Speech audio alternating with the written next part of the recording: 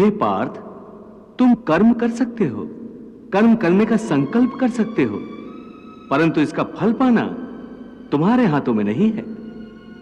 हे मधुसूदन, मैं जिस काम का संकल्प करूंगा वो काम तो मैं करूंगा ही। जब भोजन करने का निश्चय करके बैठूंगा तो निवाला उठाकर मुंह में रखूंगा ही, तभी तो उसे खाऊंगा। यदि वो खाने का निवाला तुम्हारे प्रारब्ध में नहीं है तो उसे तुम मुंह तक तो ले जाओगे, परंतु उस ग्रास का एक दाना भी अपने मुंह में नहीं रख सकोगे।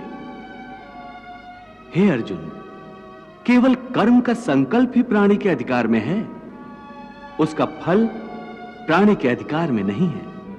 हे केशव, तुम्हारे कहे अनुसार यदि फल प्रारब्ध ने अपनी मर्जी से देना है तो फिर प्राणी को कर्म करने की आवश्यकता ही क्या है? कर्म करने की आवश्यकता क्या है, यह जानने से पहले यह तो जान लो कि प्रारब्ध क्या है, प्रारब्ध कैसे बनती है। हे केशव, प्रारब्ध क्या है उसे जानने में क्या मुश्किल है? यह तो सीधी सी बात है कि जो भगवान की इच्छा है वही मनुष्य का प्रारब्ध होती है।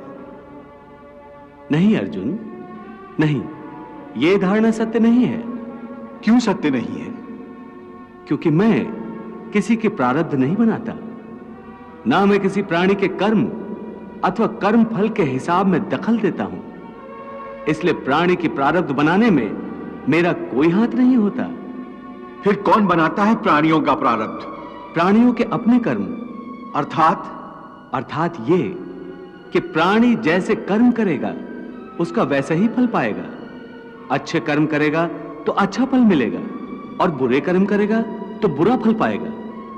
यही जो प्राणी के अच्छे बुरे कर्मों के अच्छे बुरे फल का हिसाब है, इसी को प्रारब्ध कहते हैं।